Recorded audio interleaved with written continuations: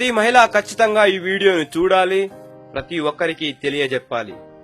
ఒక తండ్రి తన గారాల కూతురికి ఖరీదైన ఐఫోన్ కొనిచ్చాడు. కూతురు చాలా సంతోషపడి వెంటనే ఓపెన్ చేస్తుంది. వెంటనే తనకు కొంచెం డబ్బు కావాలంటుంది. తండ్రి ఎందుకు అని ప్రశ్నించాడు. అందుకు కూతురు ఇలా చెప్పింది, ఐఫోన్ కి screen guard and back cover వేస్తే కింద పడ్డా పగలకుండా దుమ్ము పడ్డా వెంటనే తుడిచేలా ఉంటుంది. అవి కూడా ఐఫోన్ వారే తయారు చేస్తారు. వాటితో ఫోన్ కి చాలా అందం కూడా వస్తుంది అని చెప్తుంది.